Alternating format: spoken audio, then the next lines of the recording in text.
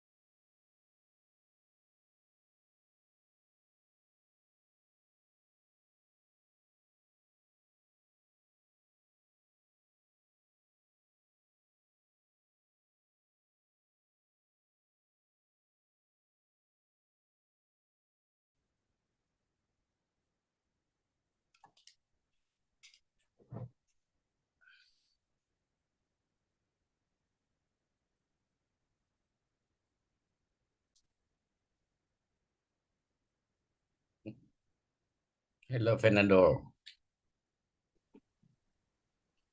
Hello. Hi, good morning. Good morning, everyone. Namaste. Yeah. Thank you.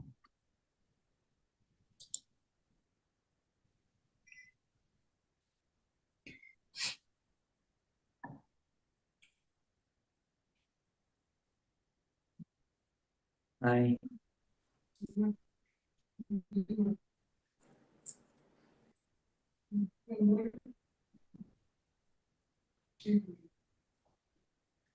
Hello.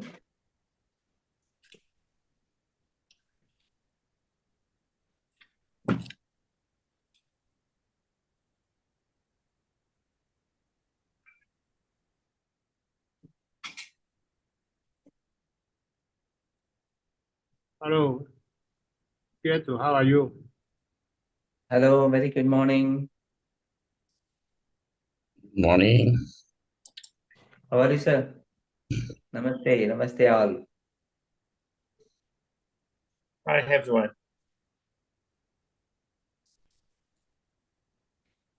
Oh, Kodama, long time no see, eh? You are so busy, eh? Yes, now it's very, very After Paris, busy. So now is my university's admission examination. So now is a finish. Very, very busy. Very good morning to all. Namaste. It's very good to see Thank everyone. you. Hello, namaste, Denishi. How are you? Very good, thank you. Are we good to start? Hello, good morning, Pichi. Hello po. Good afternoon from the Namaste. Philippines.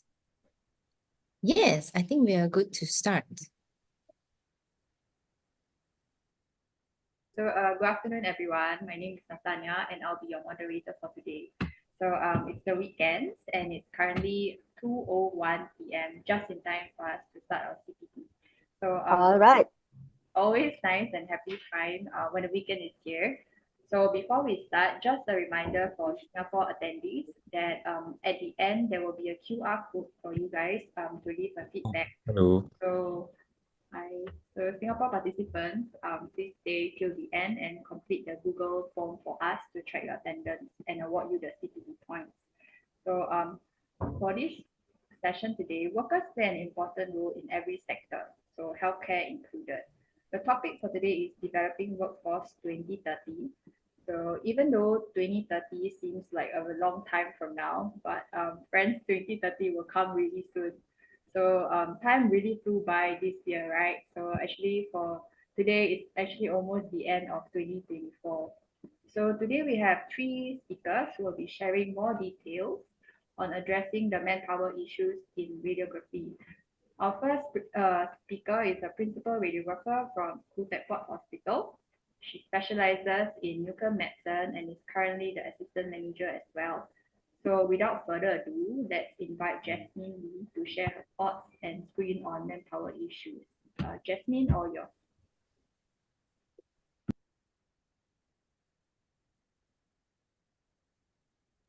Jasmine, are you there? We will be playing Jasmine's recording. Here we go. Okay. Good afternoon, everyone. Thank you once again for attending the Asia CPD program. My name is Jasmine Lee. I'm a principal radiographer from Technologist Hospital and also the assistant manager for the Department of Diagnostic Radiology. Today, I'm going to give a bit of background on the healthcare system in Singapore and the importance of radiography in our healthcare system. Next, I will share a bit about the background of radiographer workforce in Singapore. Then I will talk about the education and training of a radiographer in Singapore, followed by the career progression of a typical radiographer in Singapore. Denise will share on new manpower consideration, factors impacting radiographer workforce and challenges that the workforce face, and Harry subsequently will share on future directions. So the Singapore healthcare system is divided into the public and private sectors. The public sector healthcare facilities comprise of three integrated clusters: National Healthcare Group, which is NHG, Singapore Health Services, SingHealth, and the National University Health System, NUHS. So each cluster consists of government hospitals, polyclinics, and specialty centers, providing subsidized care for citizens and permanent residents.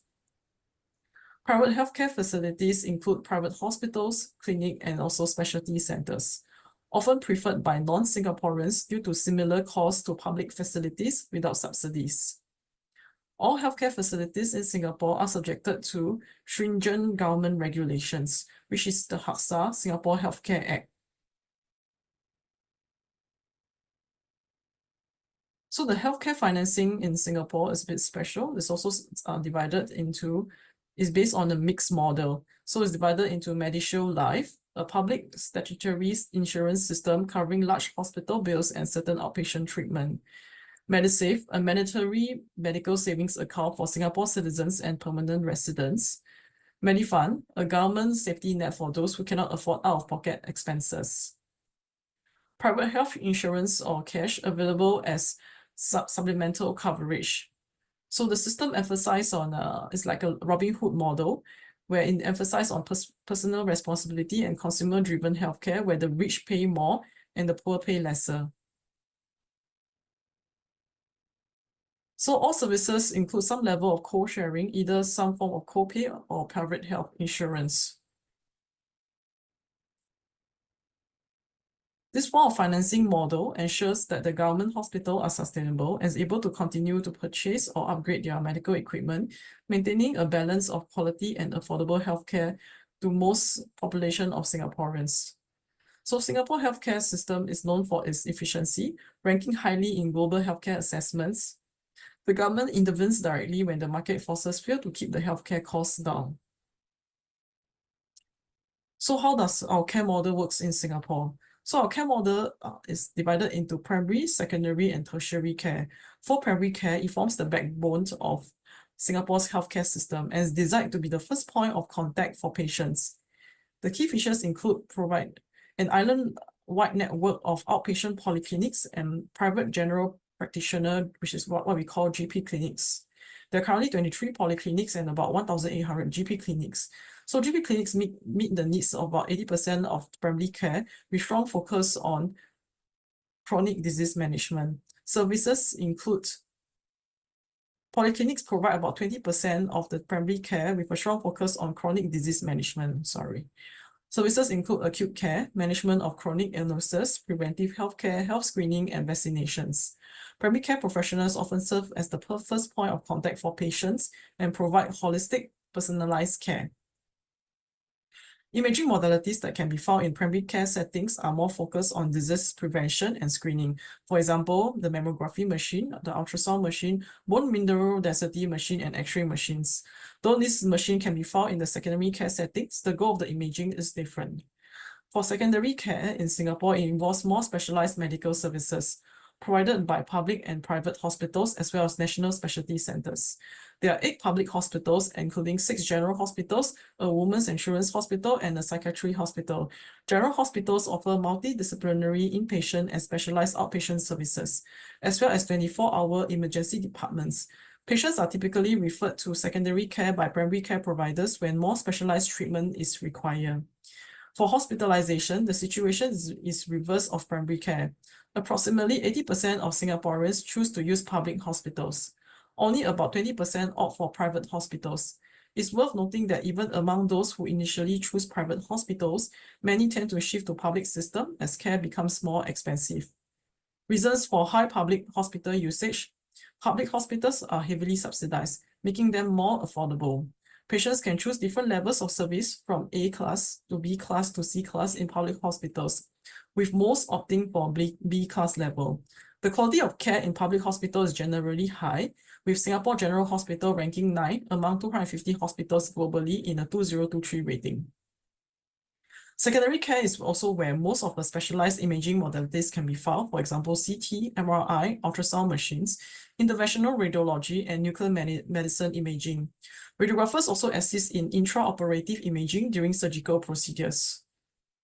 Tertiary care represents the most specialized and complex level of healthcare in Singapore, delivered through national specialty centers and advanced departments within general hospitals.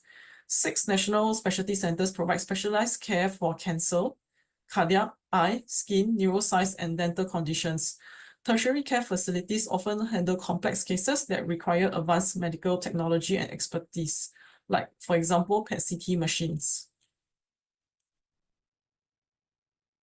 So about half of all the care provided in private hospital is to non-citizens of Singapore. The government has been increasing healthcare spending and infrastructure to meet growing demands, with plans to expand the number of polyclinics to 32 by 2030. In conclusion, while the majority of Singapore uses private GPs for primary care, a significant majority, about 80%, utilize public hospitals for more complex and expensive cases. So what is radiography's importance in the various settings? So radiographers play a crucial role across various care settings in the healthcare system, linking different levels of care through their imaging expertise. They ensure high-quality images while prioritizing patient safety and comfort. Singapore faces an increasing demand of radiographers' workforce due to the following reasons: an aging population, requiring more healthcare services, expansion of healthcare infrastructure, like the new hospitals in Woodlands, Tengah, and Bedok, increased focus on preventive medicine and health screening. And the shortage has become ever more acute since the COVID-19 pandemic as local radiographers migrate to other countries. So how do we navigate through this difficult period? So currently, Singapore have about 2,385 registered radiographers. In an 2021 AHPC annual report, we can see that more than half, which is 56.4% of the registered diagnostic radiographers, received their basic qualifications from Singapore, with the Philippines 21.8% and Taiwan 8.4% being the next most common countries of origin for qualifications. The other countries include Malaysia, UK, and Australia, for example. As you can see, the current radiography population is hardly sustainable in the long run, as more and more countries faces the same issue of an aging population. So one of the strategies that the government employed was to set up a local university to ensure there's a continuous supply of local graduates to join the radiography workforce. The Bachelor of Science with Honours in Diagnostic Radiography was introduced in 2016. It is a 4-year direct honours degree program and was the only diagnostic radiography program offered by Singapore Institute of Technology at one point. Prior to this, SIT had partnered with Trinity College Dublin to offer a 1-year degree program in diagnostic radiography starting from academic year 2014. This earlier program was designed for polytechnic students in diagnostic radiography looking to upgrade their diploma to a degree locally. However, the 4 full-year bachelor's diagnostic radiography program, which admits students directly from pre-university education, commenced its first intake in September 2016. Prior to SIT, Singapore only offers the diploma in allied health courses. So the second source of radiographers we receive from is from PSB Academy. The PSB Academy has recently introduced a new radiography program in partnership with the University of Hertfordshire. The program offers is the Bachelor of Science Honours in Diagnostic Radiography and Imaging. This is a comprehensive 3-year degree course designed to equip aspiring radiographers with the knowledge, skills, and practical experience needed to excel in the field of diagnostic radiography. Prior to PSB Academy, University of Hertfordshire partnered with Parkway College in Singapore to offer a similar radiography program, but the last intake actually graduated in 2024. So another strategy which the government employed is the career conversion program. The career conversion program for diagnostic radiographers is designed to help mid-career Singaporeans and permanent residents transition into healthcare industry as diagnostic radiographers. It offers full scholarship and allowance to successful applicants. Participants are required to sign a bond with MOH Holdings and serve a 4-year bond with their sponsoring organization after graduation. So upon graduation from an accredited institution like the Singapore Institute of Technology or PSB Academy, graduates must register with the Allied Health Professional Council, AHPC, to practice as radiographers in Singapore. So based on the degree obtained, AHPC will either grant a fresh graduate conditional registration or temporary registration.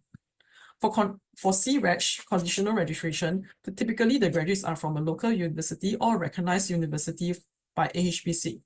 For example, if you graduate from UKM in Malaysia, you'll be granted C-Reg, but with 18 months supervision period. If the degree is not recognized by AHPC, the radiography graduate will be granted a temporary registration or what we call T-Reg. For T-Reg, you will have to pass qualifying exams, English tests, IELTS tests, complete supervision requirements, plus write 7 essays. Once you pass your above requirements, then the T-Reg will progress to C-Reg. There will be another 18 months of supervision. Once the radiographer obtains full registration, they'll be rotated to various clinical settings to gain experience before choosing their specialty. So their career pathway includes clinical, research, education, and management. Of late, the HBC has implemented a continual professional education system to ensure allied health professionals maintain and enhance their knowledge and skills throughout their career. A two-phase rollout has been implemented, a voluntary phase starting from 1st of March 2024, which is this year, followed by a mandatory phase from 1st January 2026. CPD requirements will be mandatory for renewing practicing cert from 1st January 2026 onwards. The system aims to maintain and improve practice standards across professionals and sectors. This is the diagram of how long it takes for local CREG to obtain their practicing cert and license versus a foreigner CREG versus a foreigner TREG. As you can see, the journey of a TREG is not easy in Singapore. You will need to complete and pass the qualifying exams, the English IELTS test, your workplace competency, and also meet AHPC other supervision requirements like completing your SF6 supervision logs and completing 7 essays within a year. After which, then you'll move on to CREG supervision, which is another 18 months. So there'll be a total of 30 months before TREG can obtain their practicing cert. For local graduates, it takes only 1 year to fulfill the supervision requirements.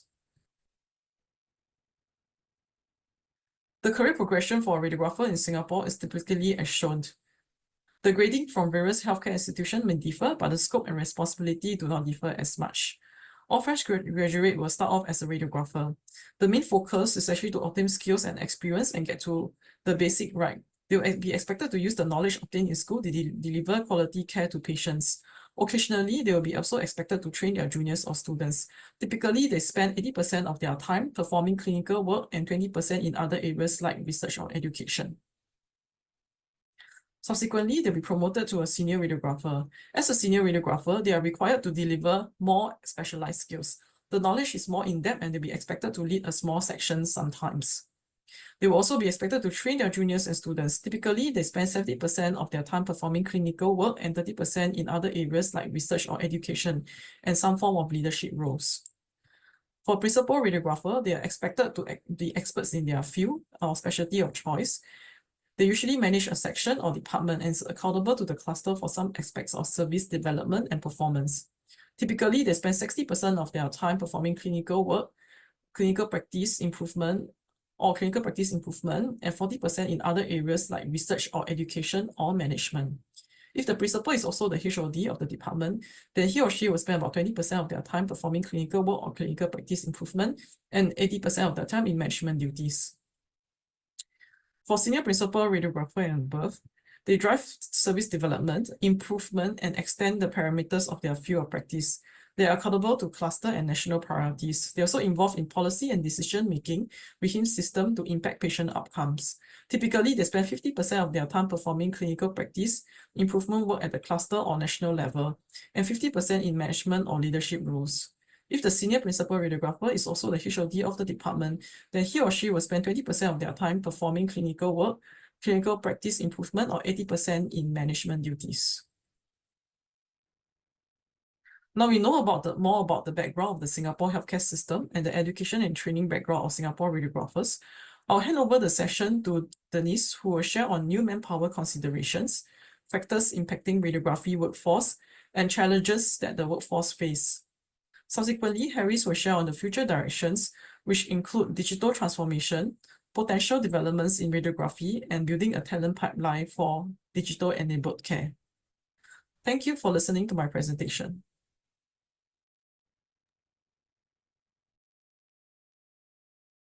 Yes, thank you to our dear speakers, and thank you, Nathania, for starting the CPD Asia on time. So, but because we have so many important people here in the live Zoom, we would like to say first a very warm welcome to each and one of you from all our audiences from Asia and to all there who are in all parts of the world, most especially to everyone in Singapore. This is CPD Asia, the online continuing professional development platform for Asian Radiologic Technology Societies, and hosting the 42nd CPD Asia is the Singapore Society of Radiographers, SSR, and I am Peachy Luna, the CPD Asia Secretary General and your CPD Asia program host. As you know, we are live streaming on YouTube. You can search MSR or PARI, or the VART channels, so you can join us live or you can watch a replay. So as we start now, I would like to meet first the president of the whole society, president of the Singapore Society of Radiographers, President Denise Chung, to give us a welcome message. President Denise. Thank you very much, Peachy, and a warm welcome to everyone this afternoon. Thank you for joining us for the 42nd edition of the Asia CPD program. We're very excited to bring you this very challenging topic to talk about, but it's so important because, as Nathania already shared with us today, it seems like 2030 is very far away, but in reality, we're going to experience life in 2030 very, very soon. And these issues, I think we really need to start talking about them today. So we are going to talk about how we can develop Workforce 2030. There will be a little bit more focus on what we have in our Singapore context, but I'm sure these issues are something that we all face across Asia. I will share more about the challenges of our radiography workforce in Asia. But yeah, I look forward to everyone's contribution of your ideas because it's something that we have to tackle together. So I hope you really enjoy today's presentations from Jasmine, myself, and my Vice President Harris. And please share with us any questions that you might have through the chat or through the Q&A, and we'll speak with you later. Thank you very much, Peachy. Yes, thank you very much, President of SSR, President Denise Chung. I will hand over later to Ms. Nathania to introduce you for your discussion. But before that, you know, this CPD Asia is highly supported and raised by member societies, presidents, all the officers and their representatives. Let us first greet and welcome President Fernando Koch of Macau Radiological Technologists Association, MRTA. We say hi and hello to President of Perhimpunan Radiographer Indonesia, Indonesian Society of Radiographers, President Dr. Giek Subianto. Hello, everyone. Good afternoon. And good afternoon. Here with us is the President of Vietnam Association of Radiological Technologists, VART, President Thai Van Loc. Hello everybody. Hello. Thank you. We also have here the Hong Kong Radiographers Association, HKRA, President Mr. Nang Tat Neng. Hi, everyone. Good afternoon. Attending for the Japan Association of Radiological Technologists is the Vice President Naoki Kodama. Hi, nice to meet you. So, good afternoon. JRT joined the CPD Asia last year. So, JRT hope to contribute to improve the quality of radiological technologies in the Asia season. So, JRT will also be hosting CPD Asia in December together with the JSMIM. We hope you will join us. Thank you so much. Thank you so much, VP Naoki Kodama. We have received greetings from President Chun Yuan-Tu of the Taiwan Association of Medical Radiation Technologists, from Malaysian Society of Radiographers, President Sawal Marsaid, from Cambodian Association of Radiological Technologists, President Sophie Lee, from President Philippine Association of Radiological Technologists, President Ruben Lorenzo. We have also received warm greetings from President of Palestinian Association of Medical Radiation Technologists, MRTA, President Mohammed Abdul Ghani. And attending here from Indian Society of Radiographers and Technologists, the former president, President Selva Kumar. Hi. Very good afternoon to all. Warm welcome from India. It's a very nice, interesting program today. All the best to the Singapore Society for making this event a memorable one. Thank you. Thank you, dear sir. And also we have received greetings from President Vitrana Dameshwi of Society of Radiological Technologists, Sri Lanka. And President Koo Yuan Ho of Taiwan Society of Radiological Technologists. And attending also with us are our attending panelists. We have Sir Jerry Lay, Chairman Cora Nang from Macau, and Sir Chin Chung Liu. Hello, nice to meet you. We also have Sir Philip Chung from HKRA, Putu Adi Susanta from Indonesia, also Marco from Macau, and of course the VP Harris Abdul Razak. So we would like to request each of you to please open your camera for a short photo opportunity.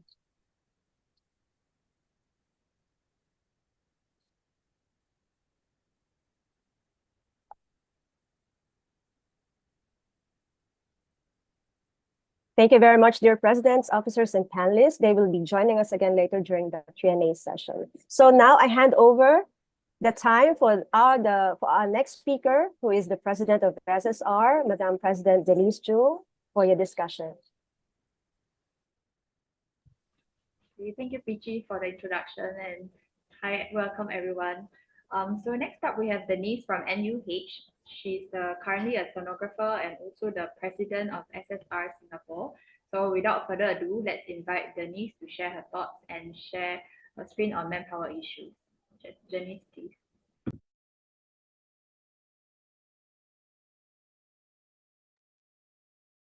Thank you very much, Natanya and Peachy, for the kind introduction.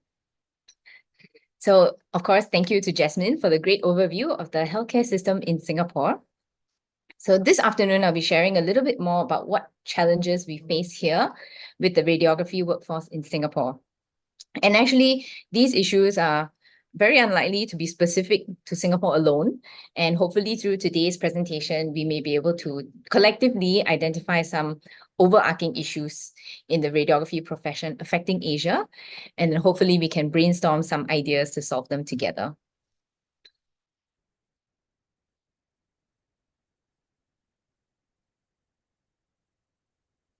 So there are many factors that impact our radiography workforce in Singapore, but for the scope of today's presentation, I have identified three main challenges, okay, and suggest three approaches that we can adopt to mitigate these issues. These issues are interlinked and contribute to the effects of one another, but we can attempt to tease out some of the key points, I think, for each of the challenges. So firstly, we will explore how we can cope with an overall aging workforce in radiography, how we can minimize the impact of increasing demands for diagnostic imaging, as well as discuss the impact of staff shortages and the manpower considerations of the new generation in our workforce. So for a bit of background, I know this slide is a bit busy, but I managed to pull up some of the population statistics for countries in Asia for the year of 2024. So this shows the percentage of population in each age group from 0 to 100 plus years on the y-axis, right?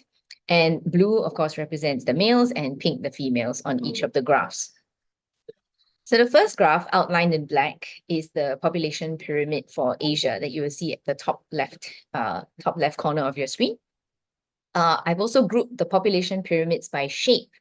So ideally, we would like to see a pyramid that looks like, well, a pyramid with a broad base and a narrow top, right? But some of the countries in Asia are trending towards having an inverted pyramid shape with a narrow base and a broad top or upper half at least.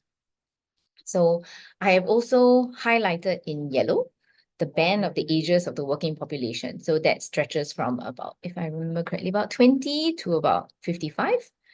Okay. And what happens when we start to have an inverted population pyramid is that overall, the population will tend to have, firstly, increased healthcare needs associated with aging. And it is also likely that older staff will have to remain in the workforce for a longer period of time.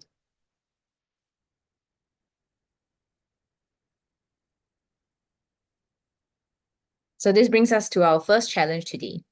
So the first one we'll address today is the aging workforce. In Singapore, over the years, we have raised both the retirement ages and re-employment ages steadily since 2019. And according to this graphic on the left, I don't know if you'll be able to see my pointer here. I think so. Yeah, we can see that it has increased from retirement age has increased from 62 to 65. It will increase until 65 in 2030. And the re-employment age, so the age at which Singaporeans can be re-employed back into the workforce, will be raised to 70 years of age. And we all know that radiography and radiation therapy professions are physically demanding. We experience long work hours, right? And have to cope with an increasingly high workload. This definitely affects staff of all ages, but it is really likely to have a higher impact on older staff. In addition, due to the limited supply of younger staff, which I will address later, despite the difficulties, it is likely that older staff will be encouraged to stay in the workforce.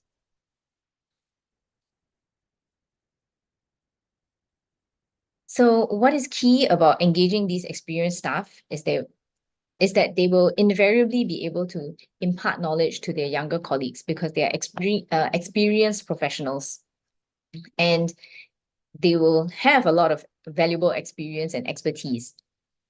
We want to ensure that there is also knowledge transfer that will be key especially in handling issues that require experience and maybe some more soft skills that may not come as naturally to younger radiographers. So we think that our experienced staff will likely benefit from some work redesign that takes them off the floor, if possible, or to help release some of the administrative duties to ensure that the department is able to run smoothly. So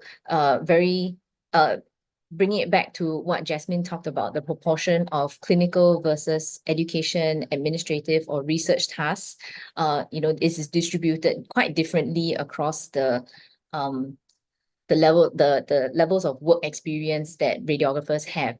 So we can still benefit from having experienced staff in our workforce if they are engaged in more administrative duties or more training and mentorship opportunities, where we could tap on the wealth of experience of these experienced staff to support professional growth and hopefully the workplace satisfaction of younger staff.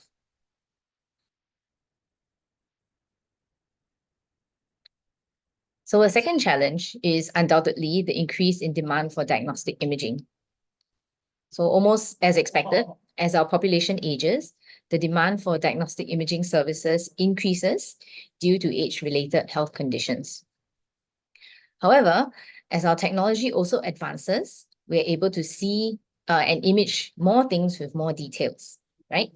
And coupled with the shift, the climate in healthcare litigation, so I think more patients are becoming more vocal to voice up their feelings of, whether they are upset with their treatment or, they are very readily poised to maybe sue doctors if they feel that they were treated unfairly for whatever reason, right? There has been a rise in defensive medicine across many healthcare systems, not just in Asia, but in the Western countries as well. This rise in demand for imaging also comes from positive defensive medicine, where physicians order additional tests, procedures, and treatments that may not be clinically necessary, but are done to ensure that every possible diagnostic step is taken. And while this may seem like a cautious, careful approach, it invariably causes an increase in the demand for imaging and subsequently a rise in healthcare costs. In Singapore, we are also experiencing a shift in the healthcare strategy towards more preventative care under our newly established Healthier SG movement. So this encourages a lot of early screening, leading to early detection of diseases and conditions. So this is definitely an important long-term goal to reduce healthcare costs that come with, a lot of late stage detection of diseases. A lot of cancer care is very expensive among a lot of the various disciplines, right? And being able to avoid late stage cancer treatment will actually help overall in reducing healthcare costs and the healthcare burden on society. However, it does, in the short run, drive up a sharp increase in the demand for diagnostic services, imaging and otherwise. So in terms of diagnostic blood tests and other sorts of tests as well. So the strategy is to minimize impact. It might be very difficult for us to stop completely the demand for diagnostic imaging, but what we can do is to minimize its impact through the judicious prescription of imaging, right? As well as employing technology to our advantage, which I think Harris will be sharing more about in his presentation following mine. Being able to adhere to established clinical guidelines and agreed standards for the use of imaging can help clinicians, particularly those with less experience in imaging, to follow prescribed or well-accepted imaging pathways to maximize outcomes for patients with the appropriate imaging tests. So these include standards like the American College of Radiologists guidelines, imaging guidelines, right? And other standards, for example, the ones that we have on the ISRT webpage as well. And it is also important then for radiographers to pay attention to justifications and clinical indications for the scans that they might be performing, and to flag such requests when there is doubt. Patients nowadays also tend to be more savvy with their health, right? So they want to have a more involved role in their decision making. So what clinicians could do is to empower patients with informed consent that can help with the use of imaging, because the patient can actually also give their input and decide, okay, no, based on what you've told me, I would prefer to perform imaging A rather than imaging B, right? And this will also likely improve the patient and clinician rapport and their overall satisfaction in the clinical service. Technology can also play a part in reducing unnecessary imaging procedures. So it is not uncommon that busy clinical teams overlook pre-ordered tests, which result in a lot of duplicate requests. So appropriately programmed technology can possibly sieve out these duplications to help radiographers and appointment staff, management, ops teams, to optimize resources and ensure that patients still get the required care.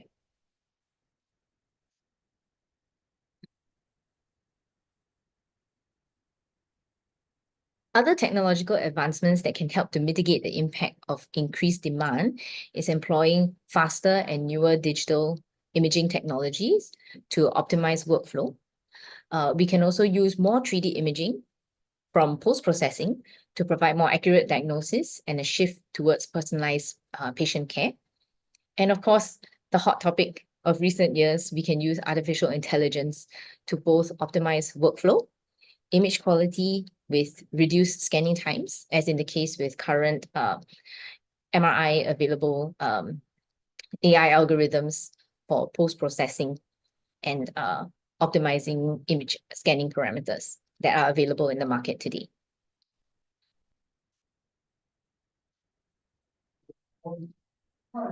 So the last challenge that I want to talk about today may actually be the most complex to solve, but it's definitely something that we need to be aware about and attuned to in the coming 5 to 10 years.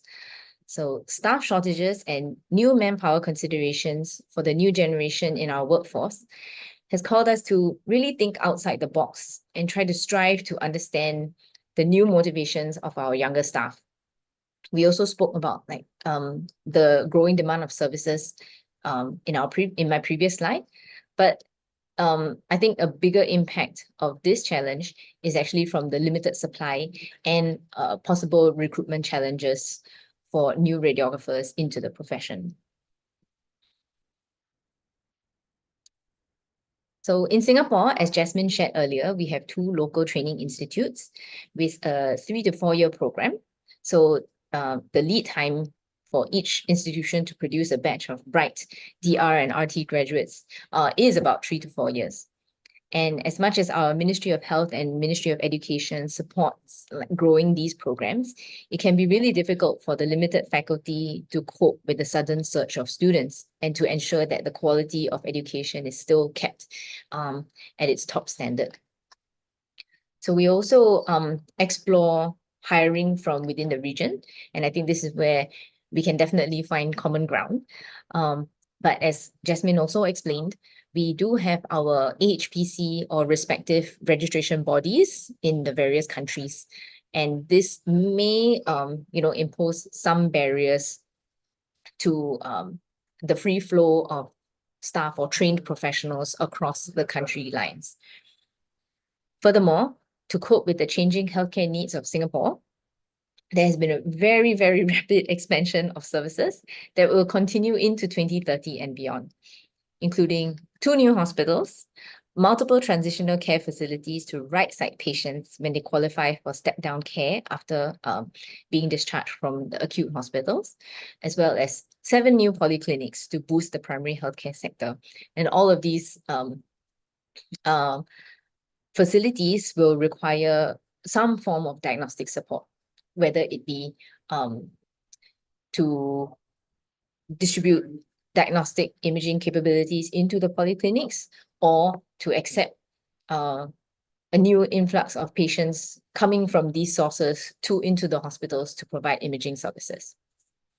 So our challenge here is the same, that we may not have enough manpower input to support the required output of such expanded facilities.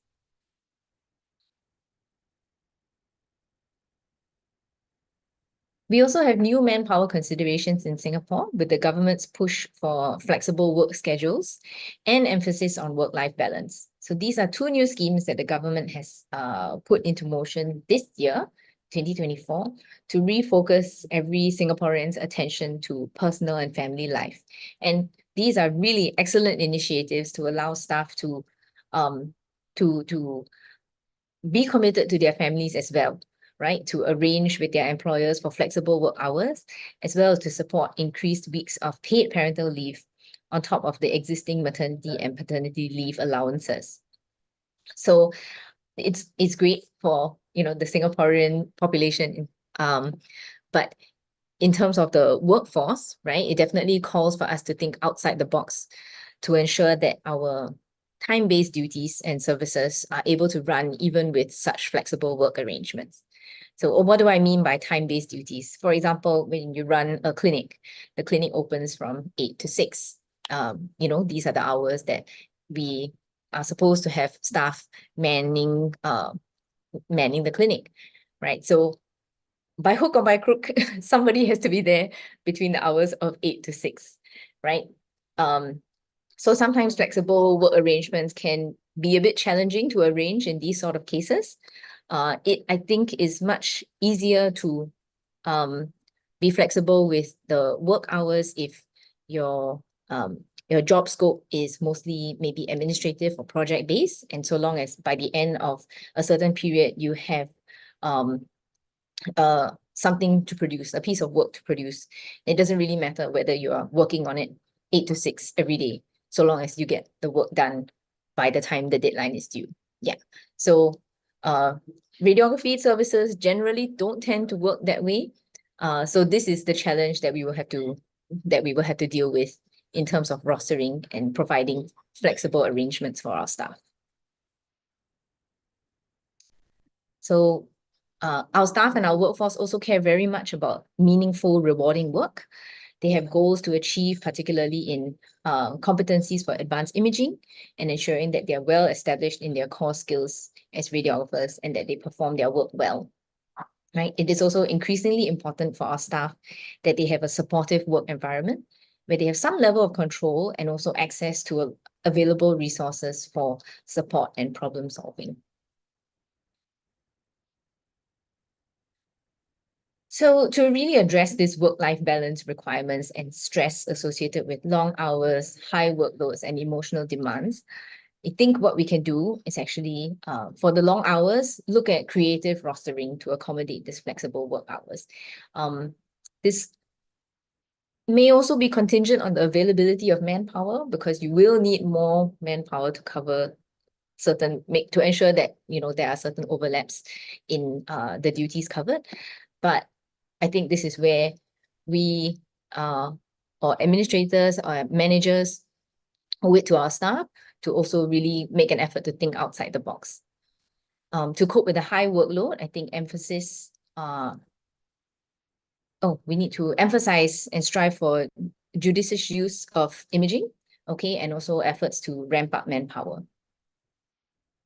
And our work can be very, very emotionally demanding, because it's high workload, high stress environment, and everything needs to be done quickly and efficiently. So sending staff for training courses and making resources available for them to ensure that their mental well-being is protected.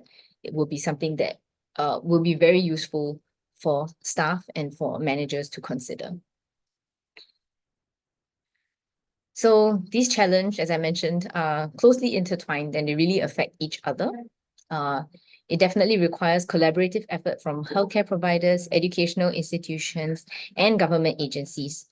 But what we need to do is to invest in creative solutions, both technologically and in terms of manpower management, to make greater efforts in recruitment strategies and also to continue professional development, like what we are doing here, to keep our staff engaged. And all this done together can help maintain a strong and sustainable radiography workforce for the future. Thank you. I look forward to receiving any questions and we'll discuss more later. Okay, thank you, Denise, for sharing. I really agree with what Denise mentioned just now on the increasing demand for diagnostic imaging. So personally, my colleagues and I also feel the increased demand as well on the ground. But again, there's always two sides to the coin, like what Denise mentioned, defensive medicine and early detection could actually be beneficial for patients in clinical grounds as well. So hopefully with technological advances of AI, there might be reduction in scan time and image optimization will help radiographers manage the increasing demand. Okay, so last but not least, we have Harris. So Harris is a senior radiographer from NUH. He is also our very bubbly vice president of SSR. So without further ado, Harris, please. Hi, everybody. Yes, thanks, Natalia, for the introduction. My name is Harris. I'm the VP of SSR. I'll be presenting on digital transformation in radiography. We need three big items to present. Digital transformation itself, potential developments of digital transformation in radiology, as well as how we can build talent capability to meet increasing demand in this area. Okay, so now before I deep dive into healthcare, I want to start with some real world examples of digital transformation to provide some context. Okay, so I'm sure everybody have heard about Netflix, right? So Netflix is a very good example of what digital transformation is, right? So Netflix started off as a DVD rental service. So before they went to streaming, how they provide services is through sending their DVDs straight to the customer's mail. Right. They then moved to streaming because back at that time there were a lot of competitors also doing the same thing, which is DVD rental. So if you log into your Netflix account right now, then what you can see is that they have they are very good at personalizing content. So basically when I log into Netflix, they know exactly what I want, and then they would add like new content every time. And they understand my preferences, my viewing histories, and then they recommend things to watch, right? So that's how Netflix deliver in terms of value and add service add value to customers. The next one is food and beverage industry. You have this new business model called cloud kitchens. You have Mac Delivery, Grab Food, and Uber Eats, for example. These cloud kitchens push online food delivery models over the course of last few years, right? So they focus on taking food orders online and then deliver food to your doorstep. Okay, so before this service, what you have to do is to self pick up at the restaurants, or then you have to call in, and if McDonald's at that time they have their own fleet of delivery riders, so they would then deliver to your doorstep. Yeah, so what this offers for other restaurants that don't have delivery fleet like McDonald's has is that then they could hop onto this platform, and it's easiest way for them to go into the digital delivery market. And because GrabFood and Uber Eats, they have a lot of high quality traffic. They have a lot of consumers on their platform, so then they could leverage on having their products on these streams. Lastly, we have banking. Okay, I'm sure many of you have conducted online transactions before, and in either through phone or the browser. So now banking is trying to change your how you make your transactions with them. Last time you have to go straight to the physical bank for the easiest of things, for just to withdraw money or just transfer a few cents here and there, you have to go to a bank. It's very troublesome. So now more and more digital bank is available and is making a banking experience better for customers, because they don't need to go physically to the bank just for the little things, right? Okay, so now we look at industrial revolutions, because industrial revolutions have some impact on healthcare, and then it then leads to digital transformation, right? Okay, we look at first industrial revolution. First industrial revolution was powered by steam engine, and then it's changed the world by replacing muscle power with mechanical power. And then at that time, there's a lot of factories that sprang up, and then a lot of other industries revolutionized, like for example, textile, right?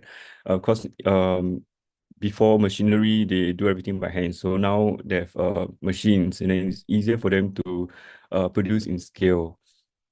And then in the second industrial revolution, there's electricity and assembly line.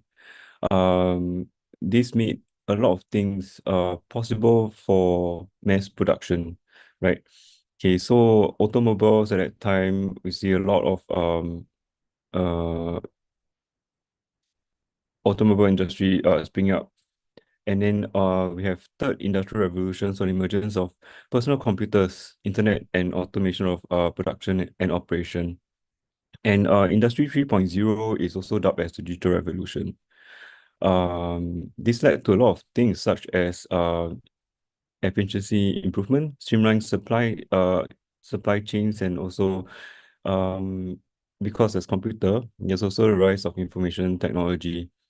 The fourth industrial revolution built on the inventions of earlier industrial revolutions and optimized the widespread availability of digital technologies developed in the Industry 3.0.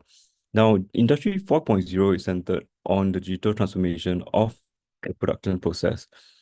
So now this involves the seamless integration of physical systems with digital technologies. So this then enables self-optimization and communication. Now, right below this slide, you see healthcare 1.0, healthcare 2.0, 3.0, and 4.0. Now, this was conceived by Chen in their paper into 2020. So they reflected how industrial revolution impact healthcare. So beginning with the improvement in public health within Industry 1.0, using water and steam power,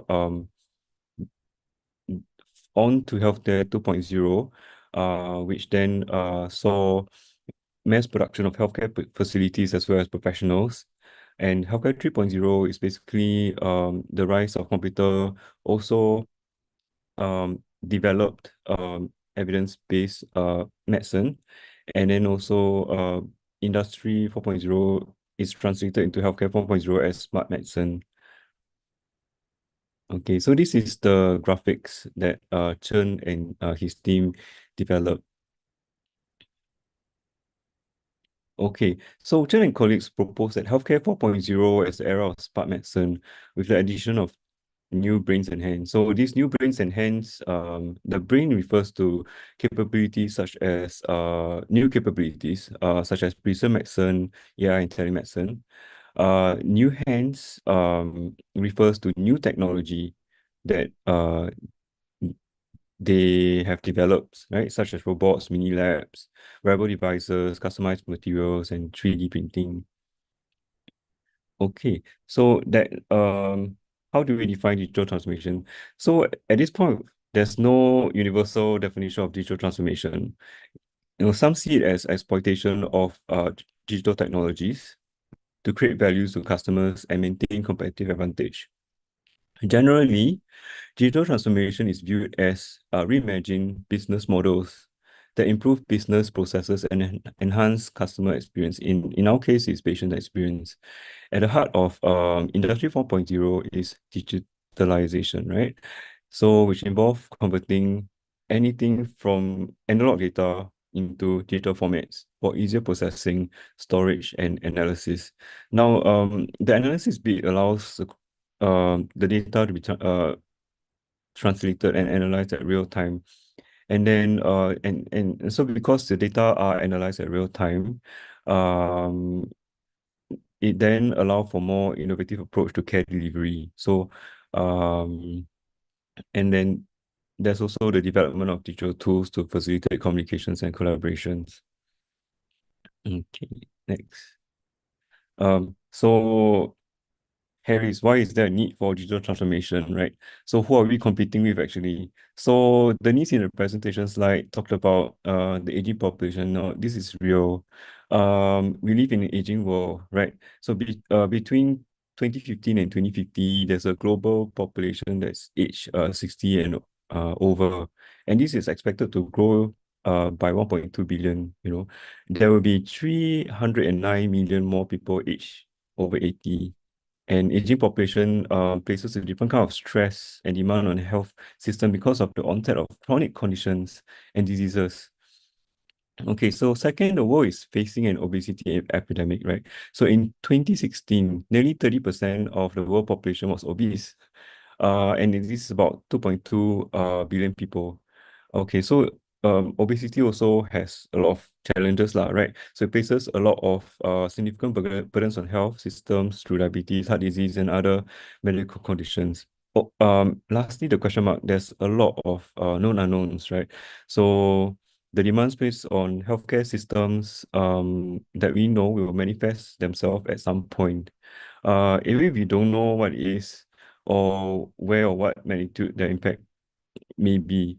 Like for example, we know we have experienced pandemic before, and pandemic and epidemic falls under this category of known unknowns. Okay, so lastly, there's this persistent growth in healthcare expenditure, right? So this affects almost all countries, and has been growing for many years. So the healthcare expenditure won't drop. You won't wake up one day and see suddenly, oh, how come the price of a CT scan is 50% cheaper? No, it will always increase. So as a percentage of gross domestic product, healthcare accounts for about 9% of in the OECD countries. Some part of the world, this it may be more than 9%. Okay, so in radiology, there's a couple of platforms that's driving change. So we have PACS, DICOM standards, and teleradiology. Okay, so basically when they adopted the DICOM standard, DICOM standard basically allowed for funny, very hard to say this word, interoperability of imaging devices. So and this what makes modern PACS possible. So the radiologist sitting over at the workstation now can look at past images without having to scramble and look for comparisons firms to firms. Because last time when firm was around, they had to look for the firm old firms in the firm archive. Now they don't have to do it. Everything is on the PACS workstation.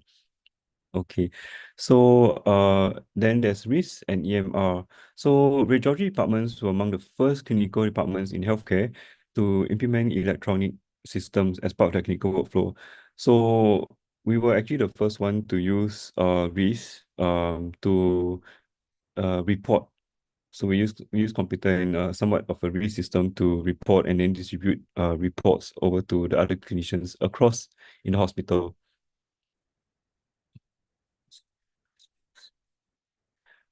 Okay, and EMR system centrally documents patient journey across the patient care path lah. So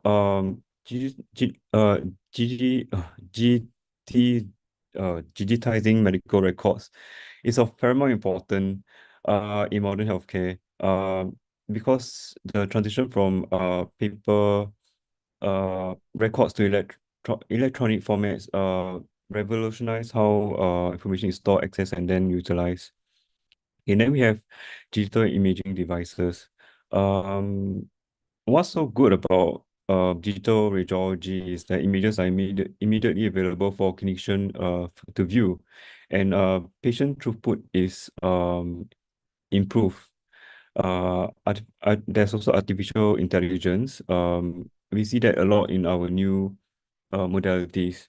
Like for example, in MRI, there's new algorithm that they can be trained using deep learning to detect and remove image noise and artifact. And this then allows the production of sharp and detailed images. Next. Okay, so AI and machine learning is also increasingly being integrated into our current workflow. We've seen image analysis. So this AI itself are able to analyze image, detect abnormalities, and then assist radiologists to diagnose. I'm going to show you one image data, which is of rapid AI, which expedite the process of identifying acute ischemic stroke. And then we have predictive analytics. So they look at patterns in medical data, then predict potential health risks. One way to use this is for predicting hospital patient falls. Okay, then we have workflow automation.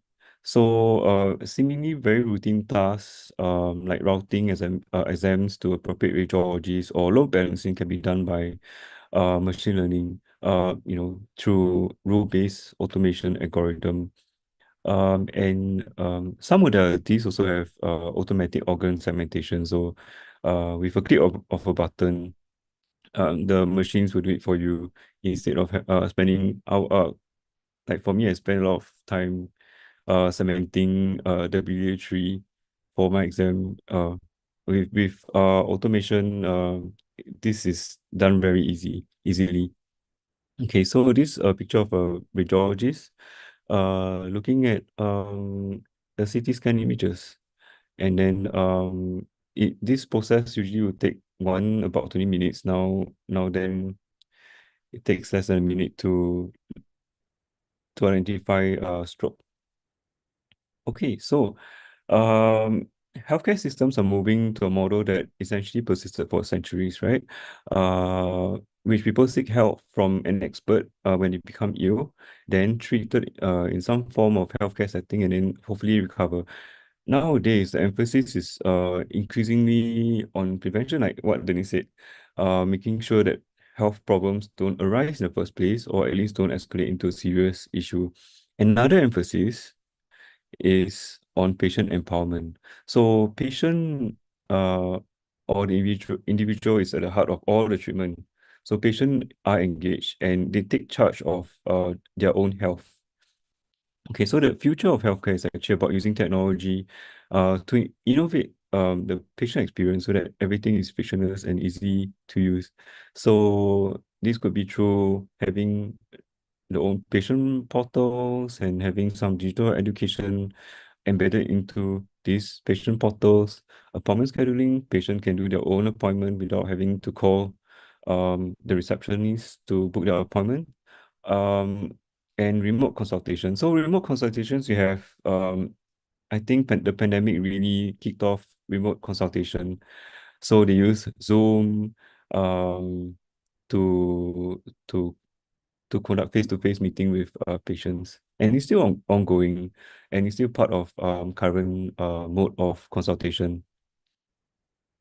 Okay, so this example of patient portal, and then so another picture is a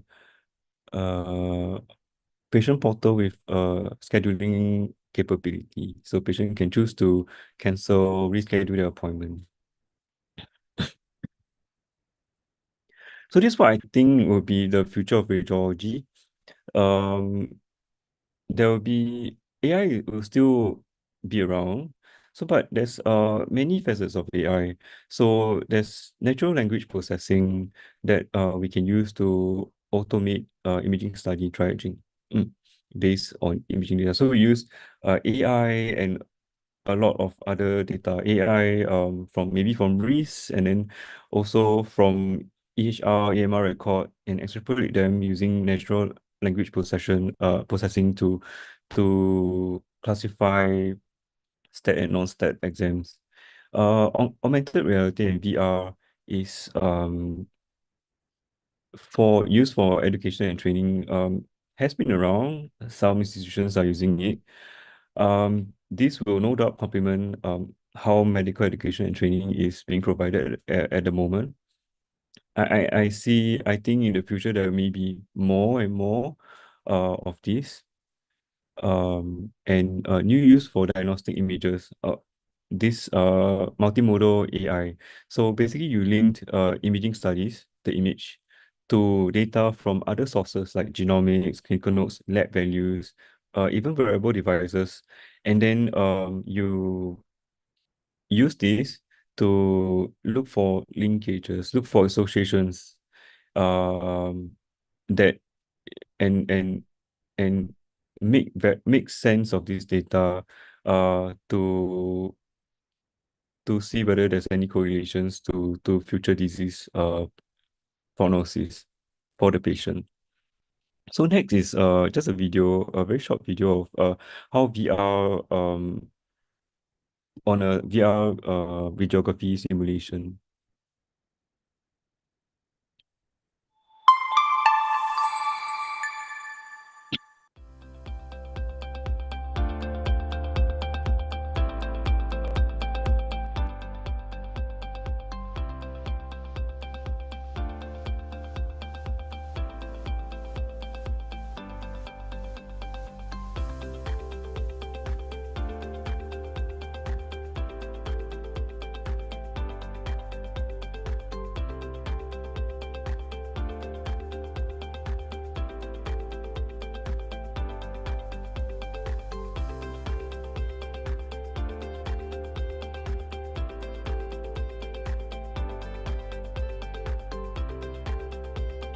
Okay, I have to declare that I've got no conflict of interest.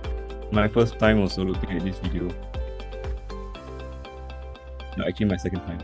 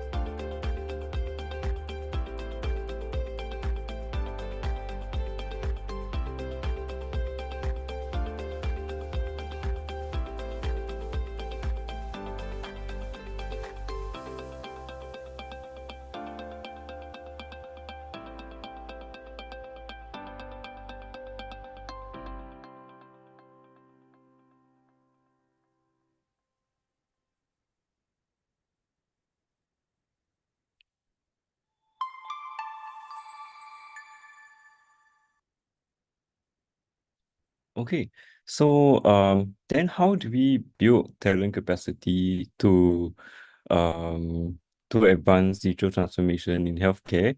So new advances and technologies have important workforce implications, right? So it is essential for us to recognize that the nature of the future workforce will differ from today's. Some jobs will disappear, others will be transformed, right? Policymakers and stakeholders have to be very involved and they must consider, as well as societies, professional societies, they must consider the implications for education and training.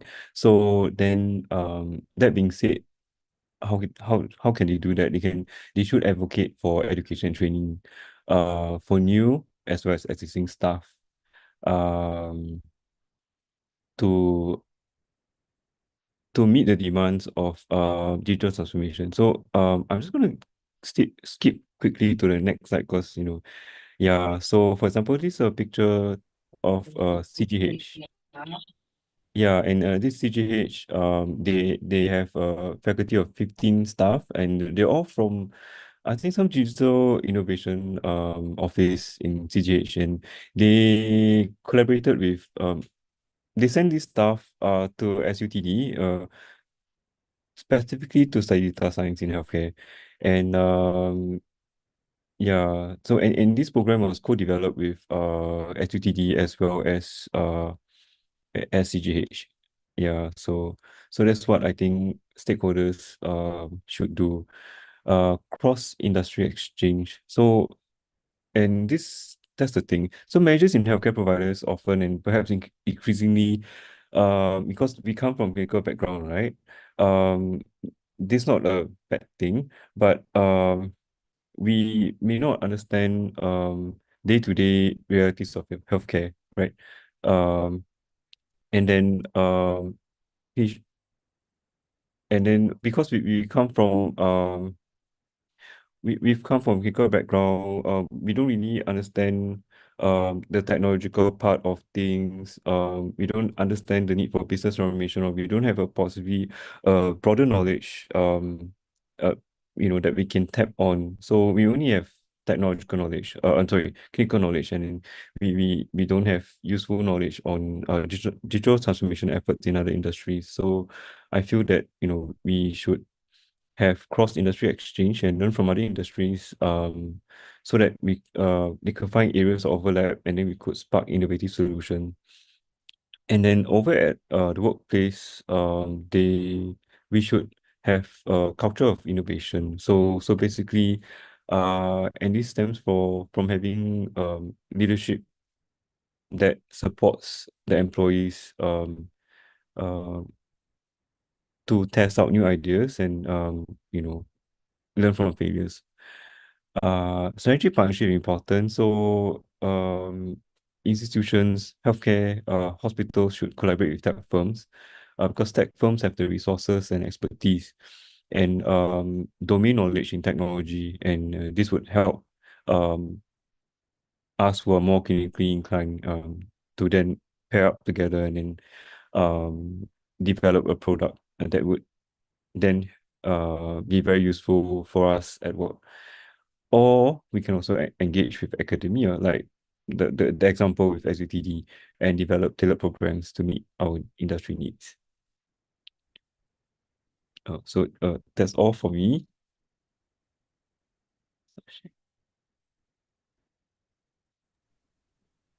Thank you, Harris. I really Yes. like the examples of digital transformation, with different apps that we commonly use. I think it's really relatable in real life as well, especially the video on performing X-rays. So I didn't know we can also perform hand hygiene on X-rays as well. So that's very cool for myself.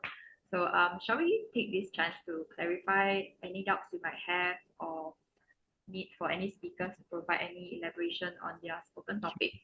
Because it's not every day that we have videographers and presidents from different countries together. So it's definitely a precious time today. I find today's session to be very enriching as well. So, and I hope it has been the same for you guys too. So any questions from the floor? Oh, I see a couple of questions. I think the first question on hand hygiene, I'll pass it to Denise. Sorry, I've missed that. Where is that on hand hygiene? Q&A. So Hong Kong uses 2D barcode scanner to scan QR codes on patient bracelet to input. Oh yes.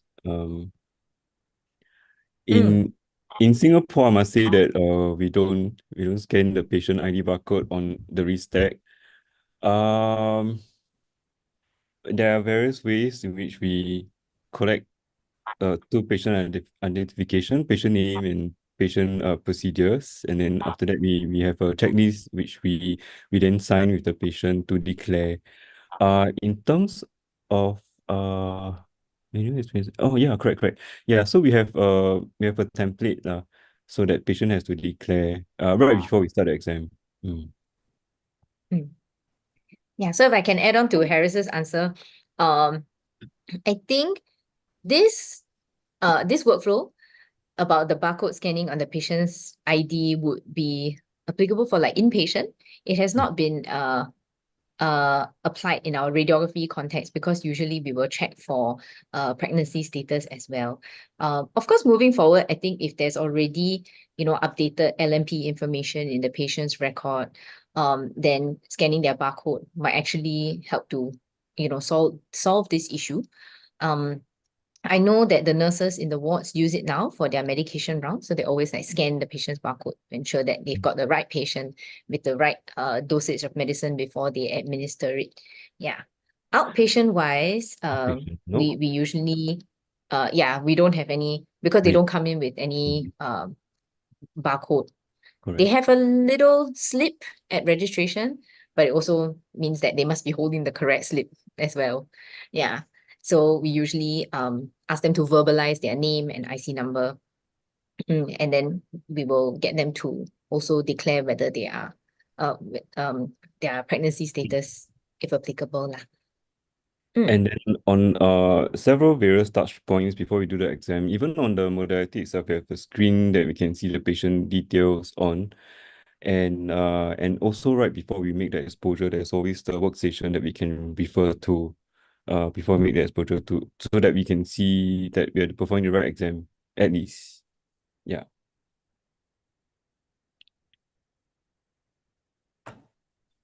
I can have a question.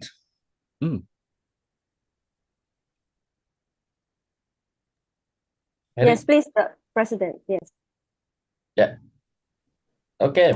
I want to talk with in Dennis first. We talk about aging workforce. I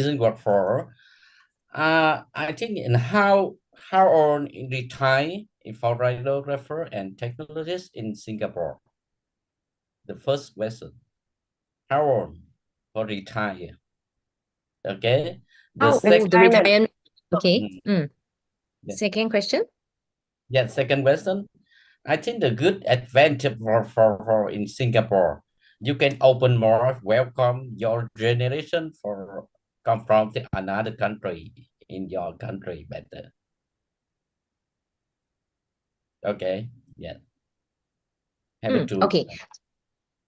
So the first question about the retirement age. So the current retirement age is I think 63.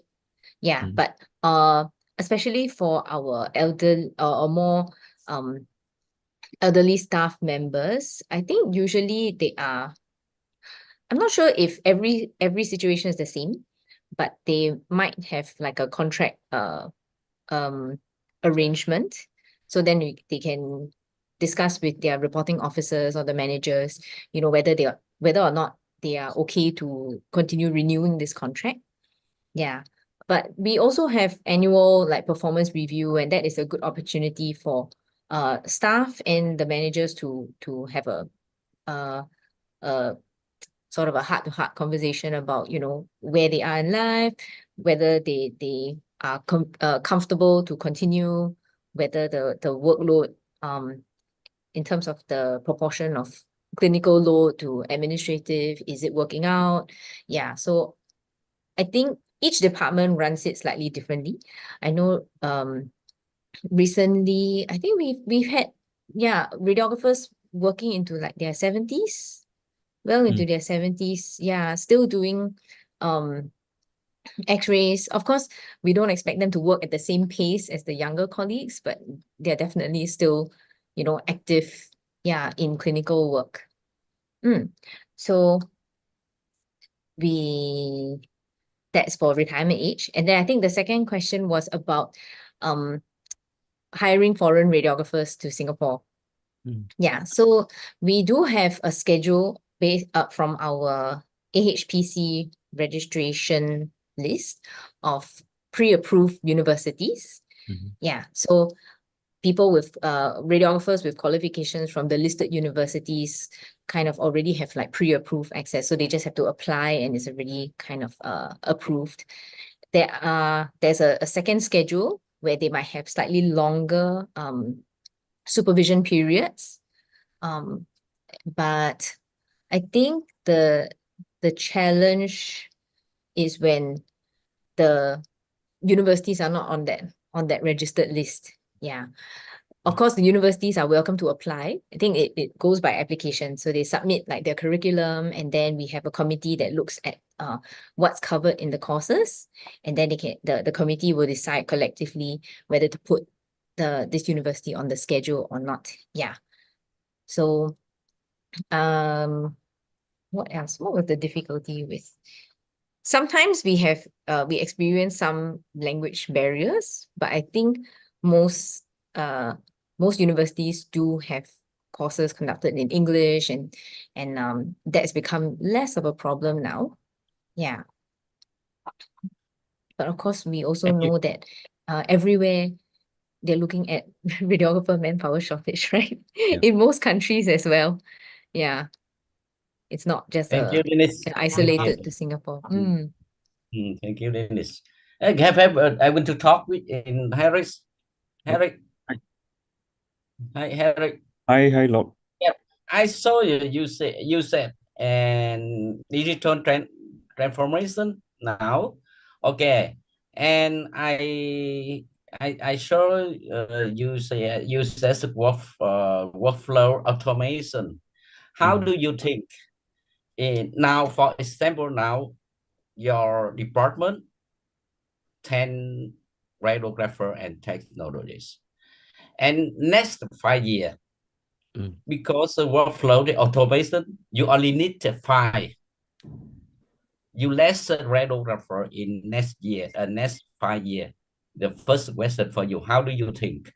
The second, very important question, you really share for us generation gap in Singapore, in generation gap, the thinking in on the radiographer and young radiographer, with very big problem now in some country. I know about that. 2 questions for you. You clear? Oh, yes. Maybe I'll start the second question because it's fresh in the mind. And also I had this discussion with myself. I find that my generation and the younger ones are 12 years younger than me. It's very difficult to connect, and then we have to connect with them. The language that they speak, even though it's in English, is different. We have to appeal to them differently. We have to know what codes they are speaking in, because and we can never be very harsh with them. And also, I mean, because we are seniors, right? We cannot be too friendly, I guess, when there's a degree of separation. But definitely we need to find what is the secret sauce or code that they understand, and so you speak a common language with them. It could be some of them, they like coffee. Okay, speak with them over coffee if that's gonna make it easier for you to communicate with them. Or speak with them over food, because who doesn't like food, right?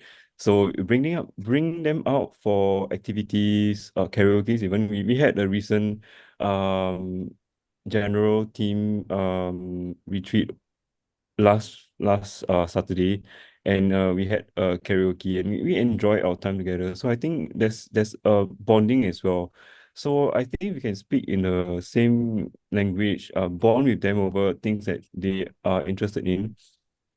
Then I think you win them over in a way. Of course, I think I realize that everybody is different, so you just have to strike a common ground, even though you may be different in terms of age or mindset. We just strike a common ground where you both agree on things. Yeah. And yeah, standardized. And this communication, you must be, how should I put it? You must be consistent. Yeah, you must be consistent with how you communicate with them, the message at least that you want to communicate with them, as well as your other peers your age. And then your actions must also follow through with what you communicate. Yeah, that's why I feel, because it cannot conflict. When you have a conflict, you say that, oh, you cannot come late for work, and then next day you're the one coming late to work, and then you break off the thing that you're trying so hard to tell them not to do, but then you yourself came late. So yeah, your message must be consistent with whatever you do. Then the first question about digital transformation, 5 years. Less a radiographer. You less Yeah, radiographer. less radiographer, right? With less radiographer. If Okay, so last time when I was using CR, and then the DR came about, digital radiography came about,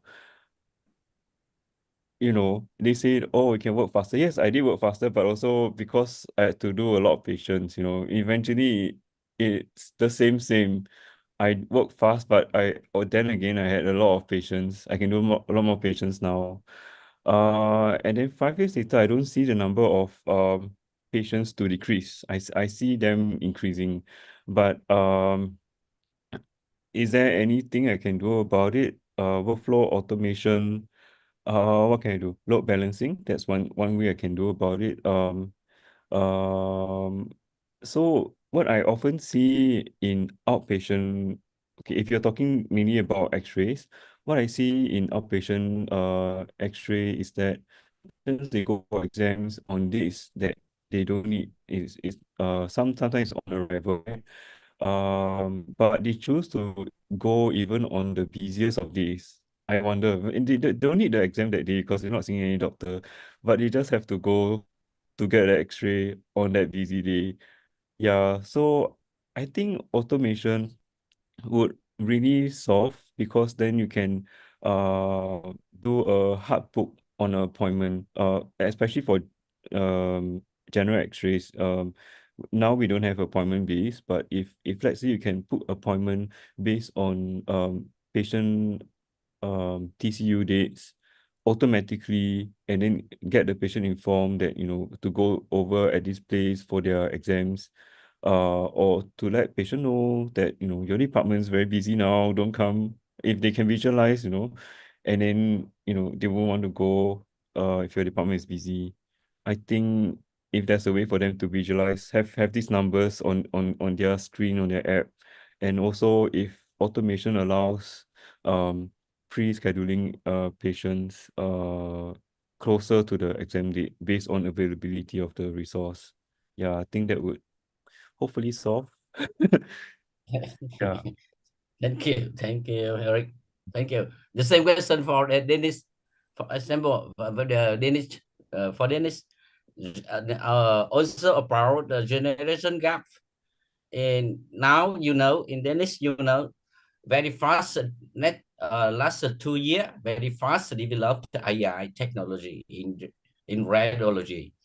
Some hospital, I know, some hospital, some department have a fighting in generation, the old people and the young generation, because they old people, they not afraid yet in new technology. They only have a gap. They only have a fighting. How in Danish?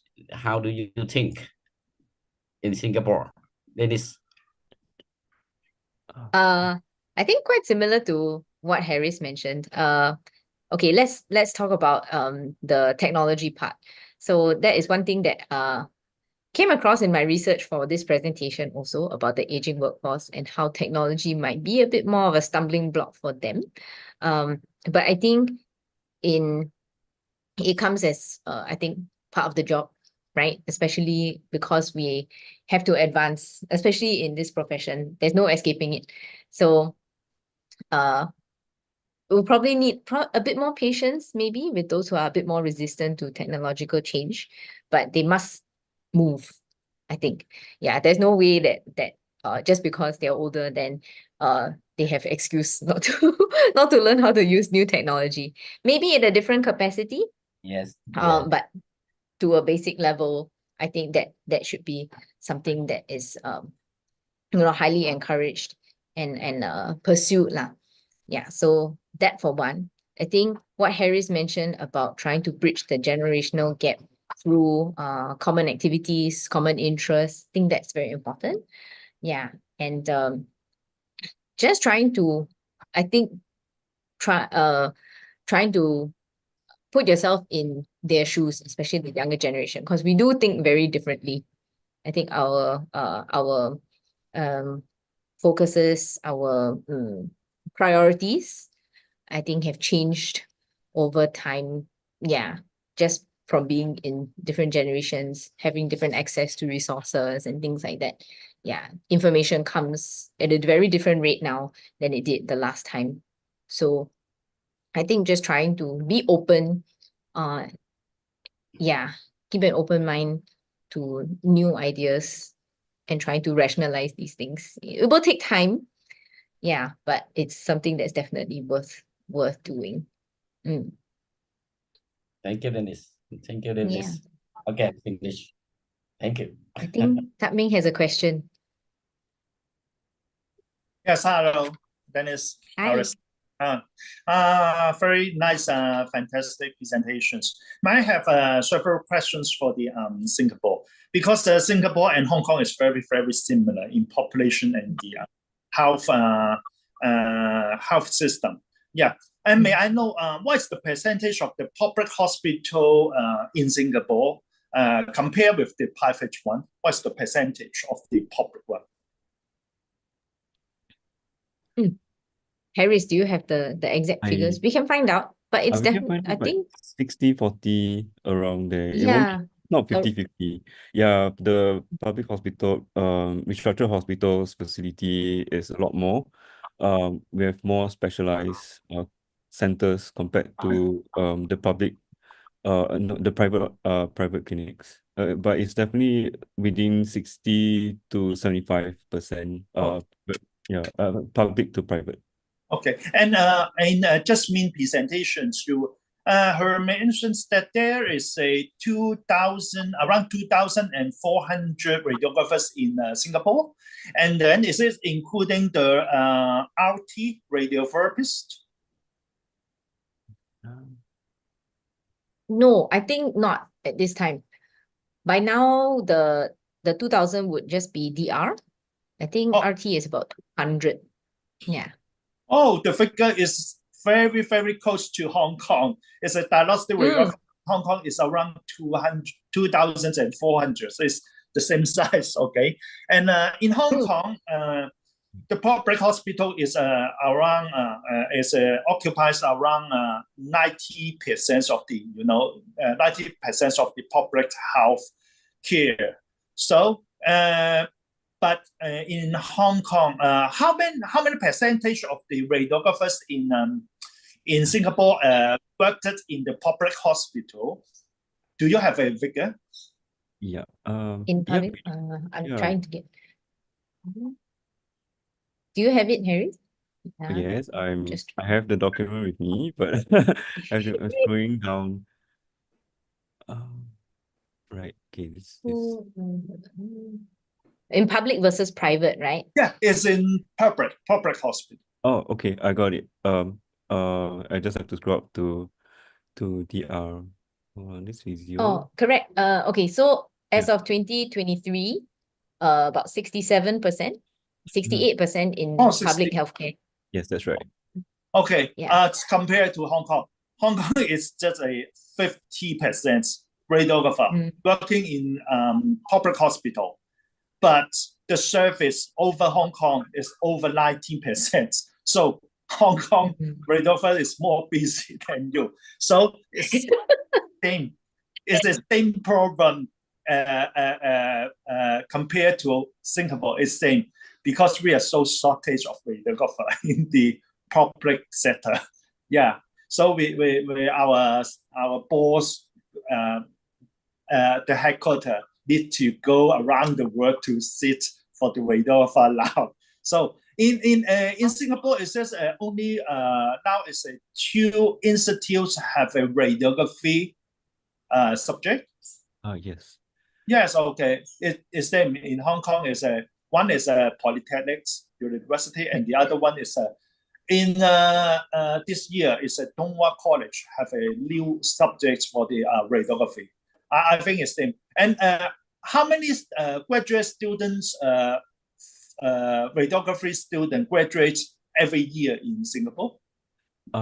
Just today, sorry, not today, just recently, because they had the graduation ceremony just this week. It was about 110, around 110 students for under DR cohort. Okay, Yeah. exactly same as Hong Kong. And then the RT is only 16, 16 radiation therapy students. Okay, thank you very much. That's it. And I'm on one more question is the CRAD and the TRAD. Is this the I see your some radiographers come from the Philippines and the Taiwan. When they arrive your country, they get the TRAD or CRAD? They will get T-Reg first. Okay. Yes, T-Reg first. Yeah, until a certain period of supervision is over, then they will convert. Okay. Is there any criteria for the TRAD? There are some criteria under the AHPC supervisory framework. 7 essays as well as supervisory logs. So it could be every week or it could be every month, depending on their level of supervision. Yeah. Okay. Is this a what's the is a government association to assess the you know, the certificate or something the syllabus or something like that? Is this the government to do that? Yeah, our Allied Health Professional Council is the one that governs all these professional matters. And then for one that wants to apply to get the conditional or fully registered, they have to go through this council.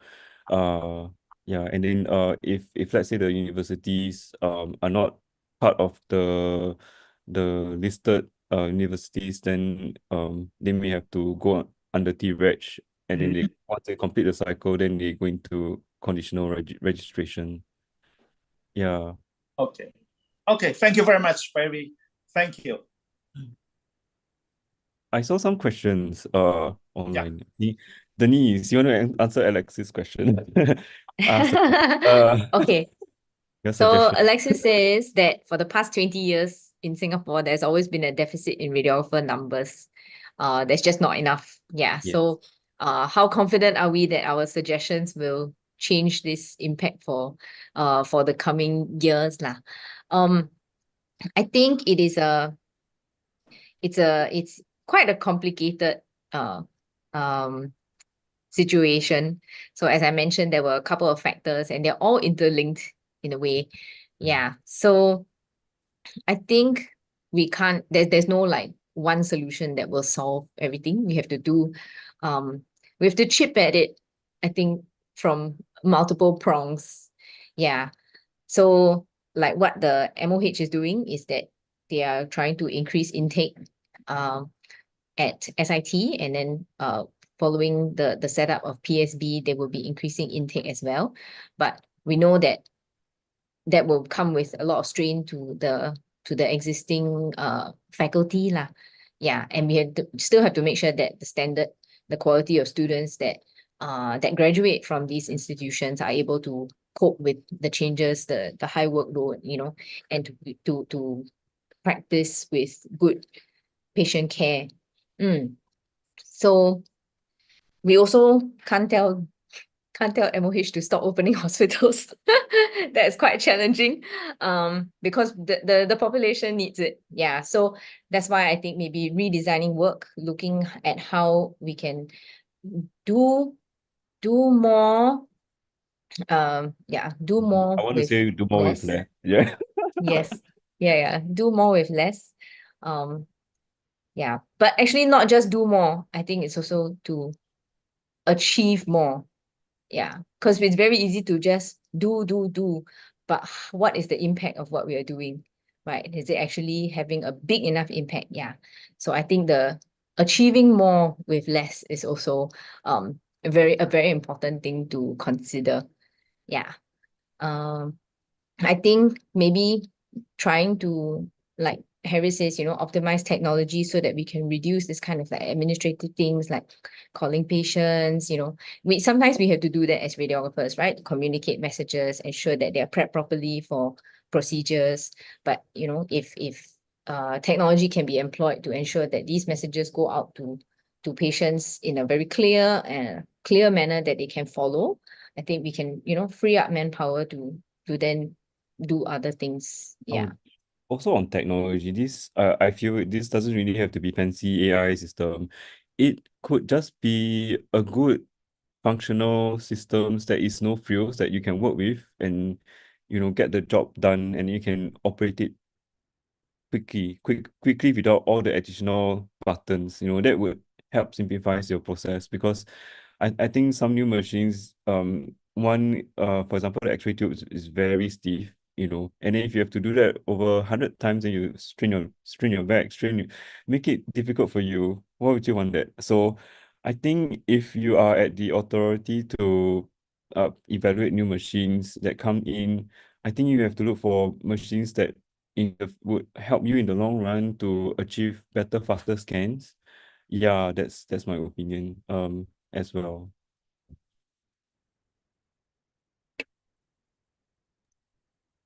Oh, and why Kwong asked a question about how do we retain young radiography workforce in Singapore.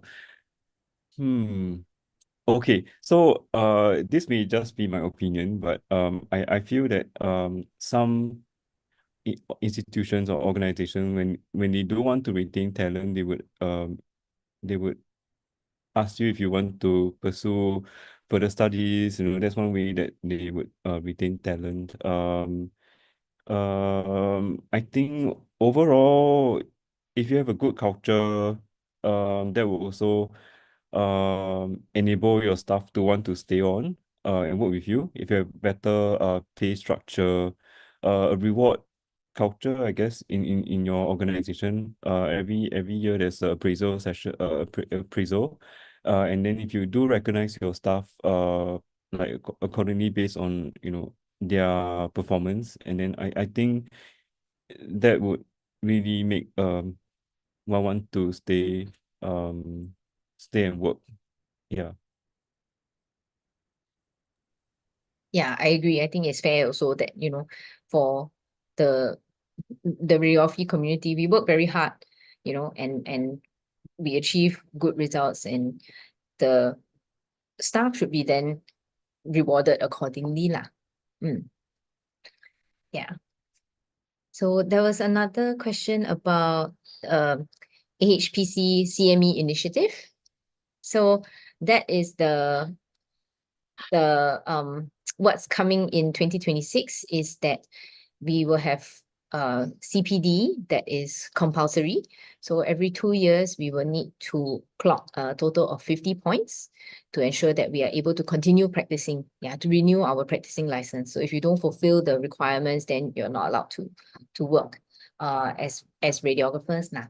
So this is actually in line with what is established for the Singapore Medical Council, like the doctors and the nurses as well. Yeah, so they have a similar structure. So it will be additional considerations for the radiography workforce. I think a lot of the hospitals are trying to incorporate things, make it available at the hospitals itself. So kind of lunchtime talks, or access to resources that you can look at on your own time, kind of journal articles, those things. I think I think it's important for the radiographers to also be quite strategic about it, right? Sometimes, yes, we do need to rest, but in the periods of downtime, like you can actually do some journal reading, to just actually help shave off some of the small little points. Attending talks like this, although it is on a Saturday, on a weekend, but we can, clock CPD points for this too. Participating in conferences, that helps to bump up like the points a lot. Yeah, so if you spend some time just trying to learn more, I think that will also actually help one's practice a lot. Yeah, so I think it's about not just thinking that, oh, as a radiographer, I just have to do x-rays, that's my main role. It kind of is, but there's more to it than just doing that. Yeah, and hopefully it will also bring the professionals pride and joy to understand a bit more about our profession and what we do, what impact it has on patients. Yes, Dennis, may I ask a question? Yes. Yes, yeah. Is this the CPD? It will be carried out in Singapore is 2026? 2026, it will be compulsory. Okay. Is this the 3 year for a cycle or 1 years, each year's 2 years? Okay. How many credits? Cycle. How many credits for the first cycle? How many? Sorry, how many credits? How many points? Yeah, for the first cycle. There's no, it's just 50 credits over 2 years. So it's good if you have it half, 25. But if you do less in the first year, then you just have to make sure that you catch up in the second year. Okay. Yeah. 25. Oh, maybe 25 for the even for a year. Yeah, 25 points. Yeah. Yeah, I mean, if you break it up evenly, then it's 25. But It- maybe because of other availability of conferences or life events, maybe you couldn't do as much in the first year, so then you just try to catch up and make sure you make 50 over the 2 years. Okay. As you know, what is the opinions or the reflections from the radiographer?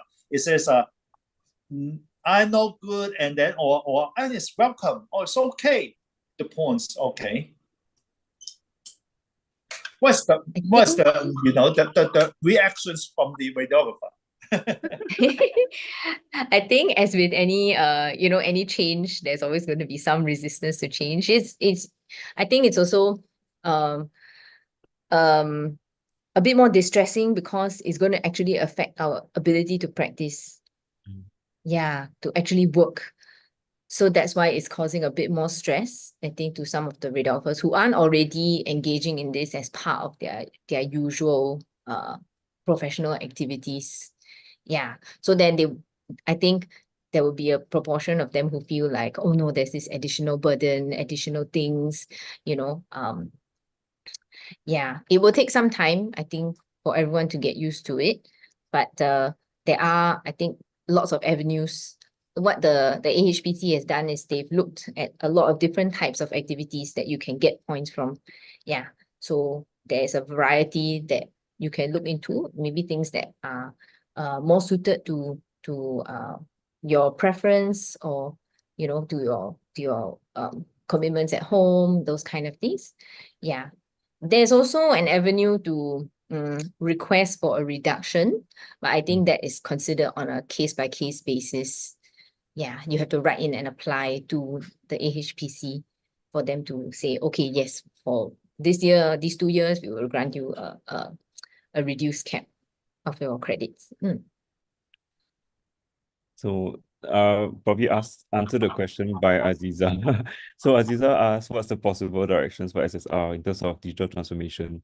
So I guess there's a lot of things that SSR can do. So one of the things that is right off my head is to form a special interest group lah.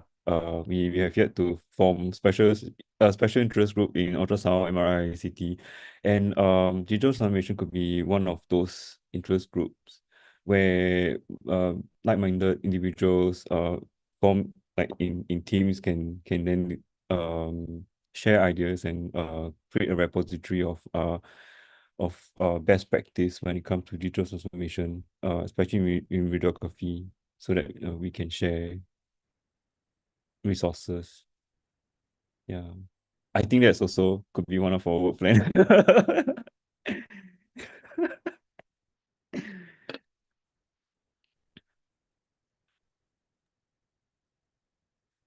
And then, okay, so there's also another attendee saying that the salary in Singapore is not attractive. So willing to work in other countries or Singapore, is it not attractive? Oh, I don't know. Actually, It's hard to say. Hard to yeah. say. There's quite a disparity, I think, across private and public institutions as well. Yeah. But we have a different remuneration model also, I think. Yeah. So, I'm not sure. There's definitely places overseas with very attractive salaries for radiographers. That's for sure. Yeah, but then also I think it depends on the individual also. Yeah. Some might be more comfortable staying here at home. Yeah, while some don't mind a bit of adventure. Yeah.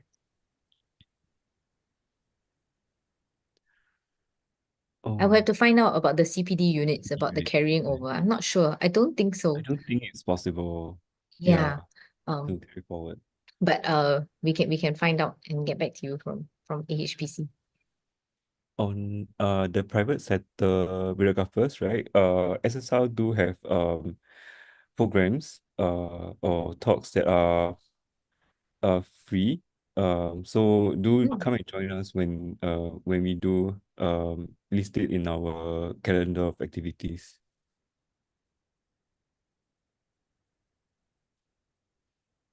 Oh, right. Yes. About today's attendance. Nathania, do you Nathania. have the QR code? Yeah, I have a, can I? Nathania will be Hi. Yes, Fiji. Yes. So firstly, you have chosen a very timely theme for discussion. We can really relate, like here, Philippines. Firstly, I'd like to say note, in Philippines, I think companies already know that Philippines is one of the top countries who would always be supplier of workforce. Some company here already have started selling, down to the higher education institutions, some apps so that students will start to learn a certain brand of equipments. And because we can only take note and understand that probably some companies in the future would eye first an applicant who knows how to handle certain equipments, a brand of equipment. And so that's one. With CPD here, at first, by experience, there were rallies, professionals didn't like the idea of having a certain requirement of numbers of CPD, but we cannot do anything about it because it's already a law. But what's good in the law is the provision, a statement there that says that the HR should be part in promoting the CPD and providing sources of CPD. So that means that not all CPD units can be earned by paying attendance to conferences. You can also avail and must avail from the HR from your company. Now, another curious thing, I'd like to know in Singapore, if you have hospitals there whereby, I know all the hospitals would want that experiences of patients should always be the best. Is there a hospital already in Singapore whereby patients can select whether they can have a younger or a female or a male radiographer? Or because I myself, I think I'd choose for an older radiographer, but maybe an older one is a specialized, a leader or an admin level. So is there such a thing there in Singapore?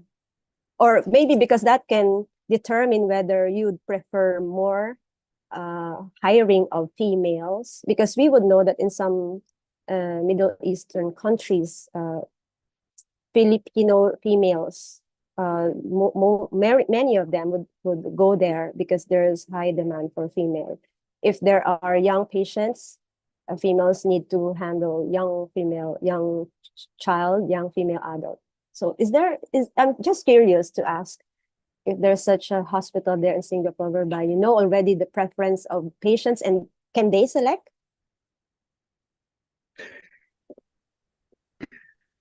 I Okay, mean, of course, I go. think no. No. Off the top of my head, I think it's no. Of course, there are special instances. For example, so I've experienced that because I do ultrasound, right?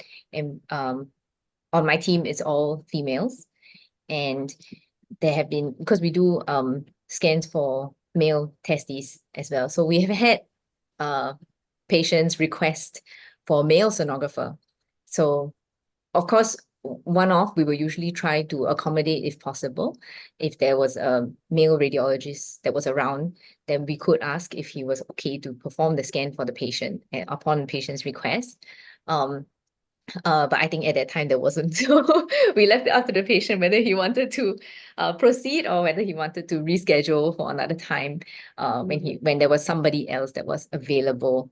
Yeah. So that's kind of one instance. I think in the Middle East, they're culturally it's a much more sensitive than what we experience here in Singapore. So perhaps that's why they have a bit more say, I suppose, in their requests.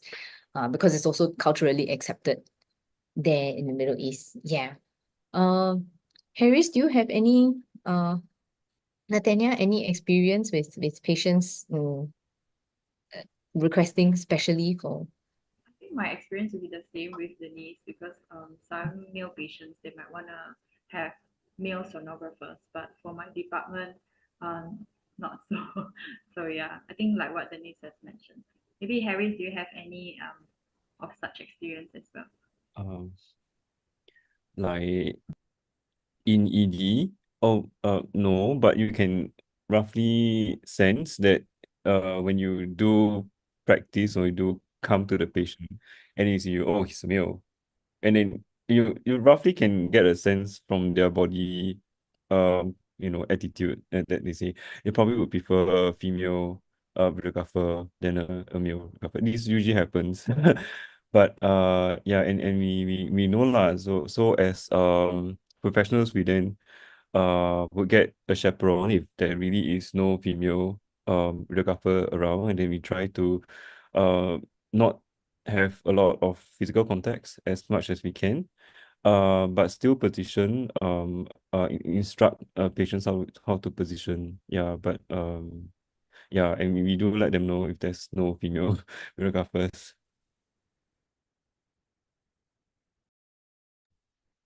Well, is there any more questions on the floor?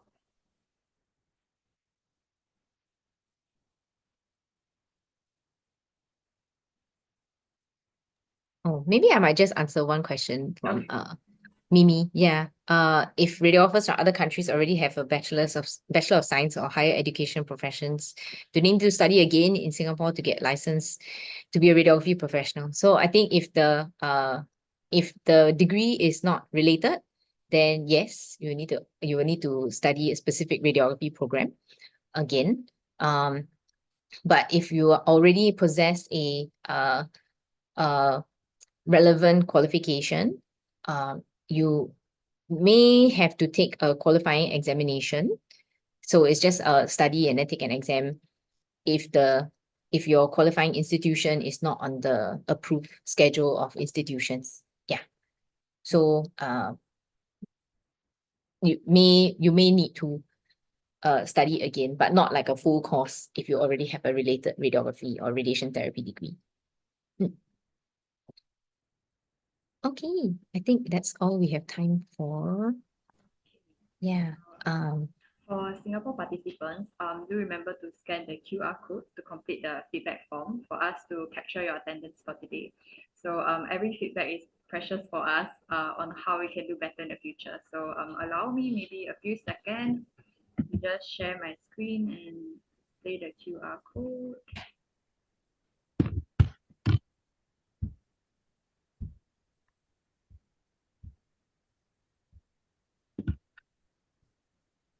Can you guys see the screen? Yeah. So for Singapore participants, please do remember to scan the QR code and complete the feedback form.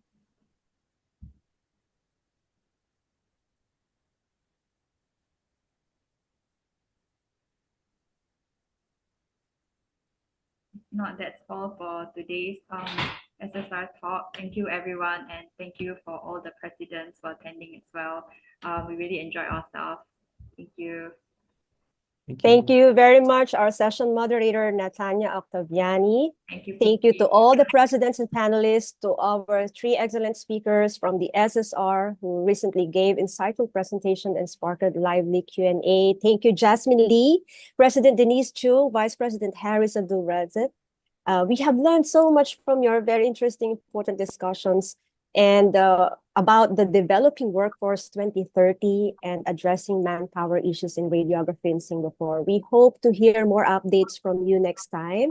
And yes, we are all excited to know about the next online CPD Asia next month. So to give an invitation, please welcome the Hong Kong Radiographers Association, HKRA's President, Mr. Nang Tat Ming, to give us an invitation. President Ming? Hi, everyone. Peachy, can I share the screen? Yes, please. Peachy. Okay, I share the screens for the next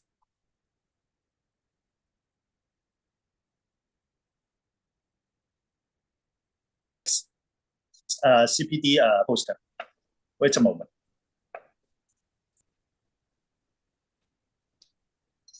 Okay. Okay. Good afternoon, everyone. I'm the Hong Kong Radiographer Association Chairman, Mr. Tammy.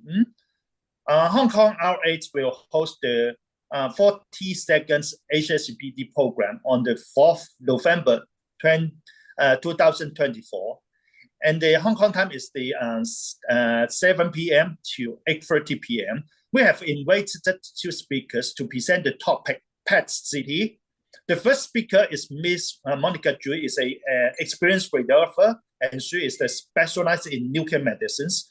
She is also a nuclear medicine faculty director of the Hong Kong College of Radiographers and Radiation Therapists since 2010. She now works in the PAC Center in the Tuen Mun Hospital as a senior radiographer. Her topic is guest on FDG imaging. Okay, and the second speaker, Mr. Ben Zheng, is an experienced radiographer too. He is specialized in PAC CT and MRI. He actively participates in many radiological education events in Hong Kong. He worked in Queen Elizabeth Hospital for many years, and now he works in the Hong Kong Integrated Diagnostic Imaging Center as an assistant manager and a radiographer in charge. His topic is introduction of PAC CT in abdominal imaging. The poster will be launched for your association for registration will be in next week. And I hope all will be enjoy.